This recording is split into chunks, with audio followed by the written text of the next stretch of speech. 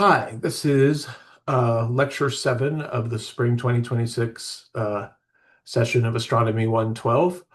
We had to cancel the in-person class today due to projector issues, so this is a video of the science component of the lecture. I will remind you that the last week we talked about the ancient Greeks and their attempt at understanding the motions of the planets among the stars. They had observed, as people had for millennia, that when you look at the planets, they mostly move west to east relative to the fixed stars, but every now and then change direction, and we call this retrograde motion. And Ptolemy came up with a geocentric model with epicycles to explain this. It was believed, almost all of the Greek astronomers believed that the Earth must be at the center of the universe for various reasons. And basically, Ptolemy came up with this model that include epicycles where the planets move on little circles around their circular orbit around the Earth, and that can explain the retrograde motion we see from the Earth. And this was the prevailing model for the solar system until about 1500 AD. It predicted the motions pretty well, but as people got better and better at making measurements of the positions of the stars, it started to fall apart. People made more and more complicated models. Eventually, the whole thing kind of fell apart under Occam's razor, that it was just too complex, and people came up with simpler models that could explain the data, as we'll talk about today. Basically, the 1500s hit, and we have 99 years that revolutionized astronomy. And we'll start with Copernicus here. Nicholas Copernicus was an astronomer who tried and tried to reconcile all of the existing data of the positions of the planets on the sky with the geocentric model, and he failed. So he decided to propose, what if, in fact, the sun is at the center of the solar system? And this was also an old idea suggested and rejected by Aristarchus. Um, Anyway, here is from his book that Copernicus wrote suggesting this. And you can see it's got the sun in the middle, and then Mercury, Venus, Earth, and the moon around the Earth. So a basic idea of same cartoon we might draw today of the solar system, at least of the planets that you can see with the naked eye.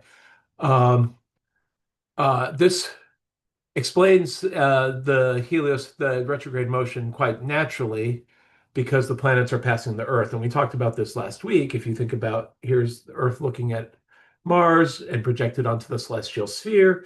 As the Earth goes around and Mars goes around, as you trace these rays, you can see how it appears on the sky. Mars appears to go backwards and forwards.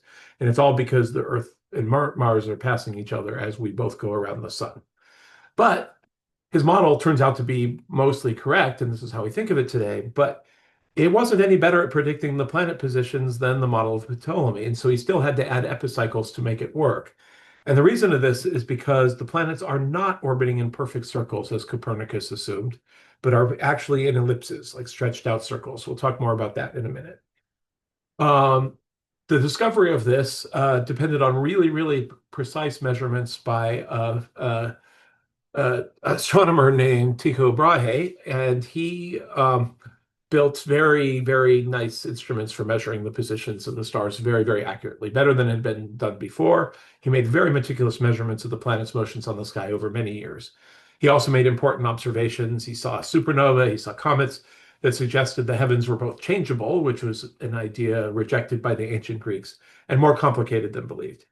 And he proposed a compromised geocentric model as he observed no parallax. So we talked about this the other day. I will also mention he also had a brass nose. He had his nose cut off in a duel as when he was a college student. So he was an interesting character in his own right, and we'll talk a little bit more about that in a minute. And also his sister, Sophie, was an important scientist in her own right and assisted Tycho with his calculations. But again, he still believed his first proposal was still for a geocentric model because he didn't observe parallax. We talked about this last class, and the point is that if you look at a star, a distant object in July, if we were in orbit around the sun and you observe a distant object in July and January, you should be looking at it from a different angle, and it should look like it moves on the sky, just like when you hold your thumb out in front of you and blink your eye, look at it with one eye closed and then the other, it appears to move. And he couldn't observe any parallax, so it was thought this couldn't be the right model. We now know that we don't see parallax in the visible stars with the naked eye, because they are so far away that the parallax is so small they couldn't resolve it with ancient instruments. In fact, it was not really measured with the nearest stars until the 1800s. So we're still hundreds of years before that. So Tycho's model was interesting. It was mostly heliocentric. All the planets orbit the sun, except that the sun and planets orbit the Earth. So it's kind of complicated. And it was not right. This is, again, more complicated than it should be. Before we get to Kepler, I want to give a brief aside about Tycho's death. This is a very interesting article. I recommend you go read if you're interested in it. He died fairly young at age 54, and for centuries was rumored to have been poisoned, possibly by his assistant, Johannes Kepler, who we will hear much more about in a few minutes. Um, to the point that that these rumors persisted for so long that about 15 years ago, they dug up his body to test for mercury and exhumed his body from his tomb and discovered it did not have enough mercury, so he was not poisoned. And it's believed he actually died of an enlarged prostate that kept him from being able to urinate, which is really nasty, and no one wants to die that way. But Kepler did not poison Tycho. Which brings us to Kepler, one of the most important astronomers of this era. Upon Tycho's death, his data were passed on to Kepler, who was working as his assistant at the time. And Kepler used Tycho's data of the positions of Mars on the sky, day to day to day, and did some very clever geometric calculations, and basically plotted out Mars's orbit around the sun and assumed that it was going around the sun, and determined that the orbit of Mars was not a circle, but an ellipse. So what is an ellipse? Most of you will know this, but let's remind ourselves. An ellipse is a stretched out circle. It's defined to have two foci, a focus here and a foci there. You can draw one by putting a loop of string around two thumbtacks and drawing with the circle. We have some nomenclature for this. We call the long edge the major axis, the short distance the minor axis, and the half of those is the semi-major and semi-minor axis.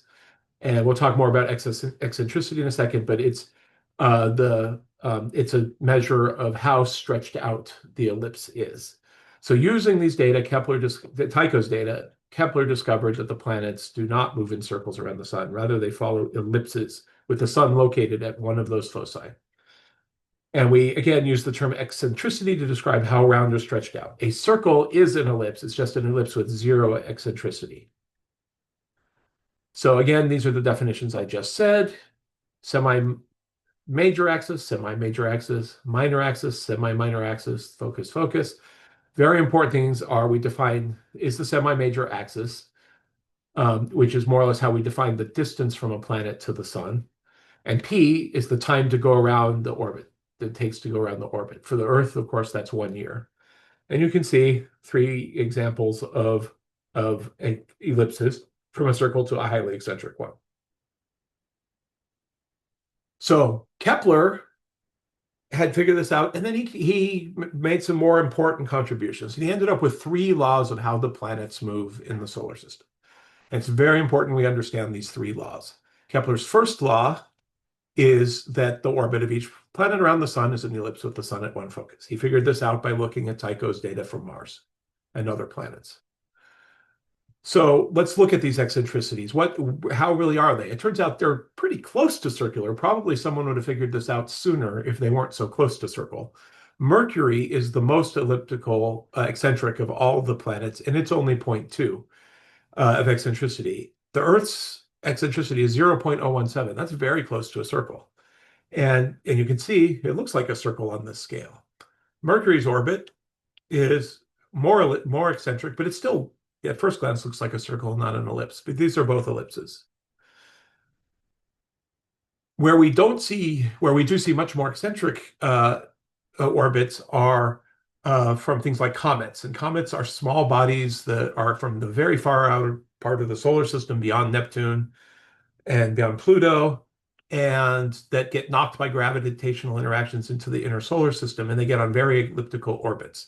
And so Comet Halley has an eccentricity of 0.967 and a semi-major axis of 18 AU. So it's 18 AU from the sun and its long direction, and but very, very eccentric. So let's move on to Kepler's second law. He derived this from the motion of the planets as well, and showed that as the planet moves around the orbit, it sweeps out equal areas in equal times. So in the time it takes to go from this point to this point, it sweeps out the same area. If you imagine a triangle from the center of the sun out to there, sweeps out the same area as going from this point to this point. And this is an example of how far the Earth would go in 2 months. And those areas are the same. So if you calculated them with geometry, you would calculate them to be exactly the same. And since time is constant in this case, this is 2 months, this is 2 months. And remember that velocity is distance over time. Velocity is proportional to distance. That tells you that the planet moves faster when it's closer to the sun and slower when it's farther away. And we see that here. So when it's nearer the sun, we call it, this is another fun word, perihelion. And when it's farther from the sun, we call it aphelion. So planet speed around the sun are not constant, but vary. They get faster as they get close to the sun and slow down as a consequence of this law. So here's an example animation of this, where the colored wedges are the same area, and you can watch the Earth going faster and faster as it went around. So let's have a thought question. According to the second law, which one of the portion of the planet's orbits would the planet take the same amount of time as it took for the portion as A? If you think all the portions of the orbit take the same amount, answer E. Now we don't have iClicker going, so just ask you to think about this for a second. Which area is the same? And of course, it's hard to tell by eye, but the answer is in fact B. You can kind of just have to judge by the relative areas. Here's probably an easier one. Which part of the planet's orbit would the planet move with the greatest speed?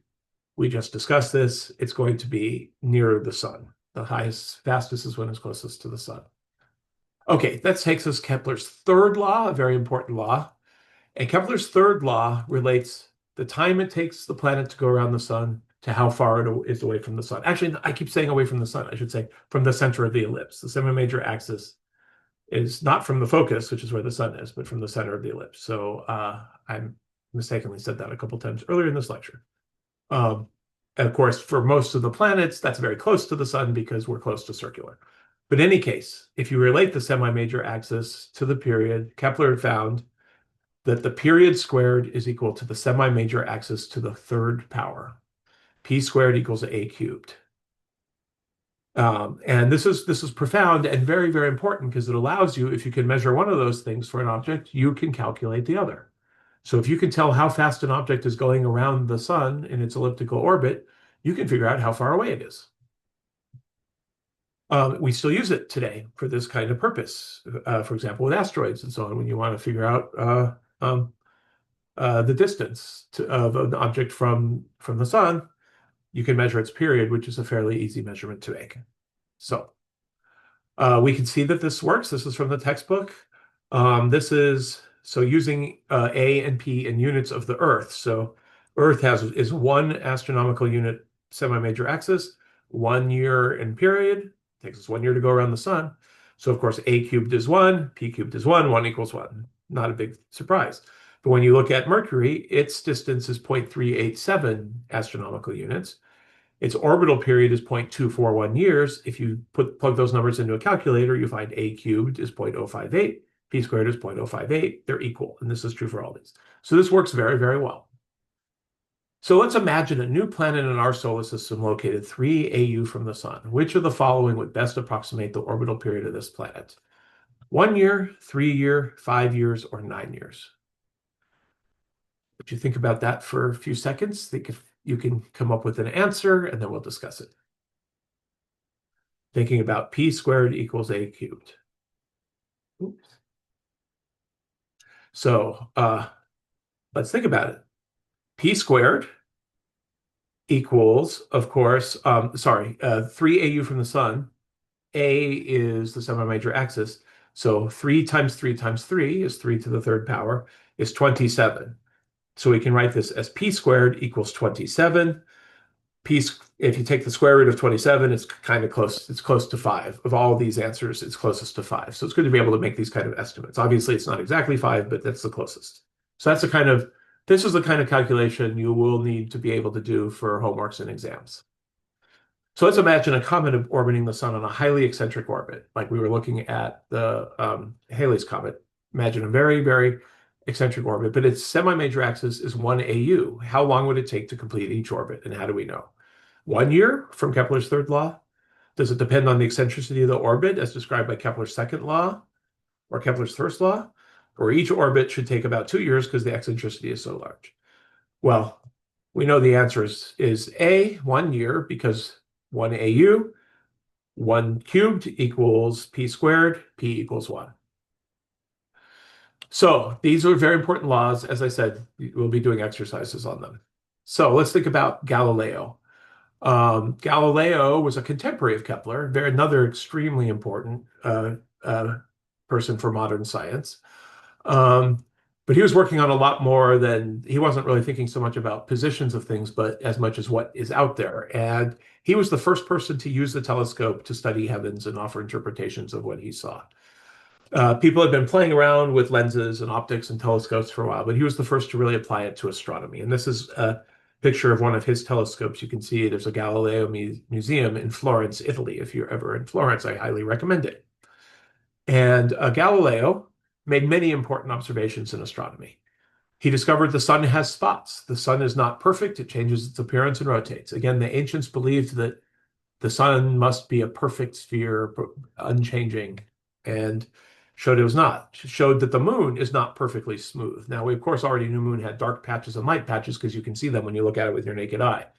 But he was able to see these sharper images and see craters and mountains. He also made the astonishing discovery that when you look at Venus, this very, very bright dot in the sky with the telescope, it has phases like the moon.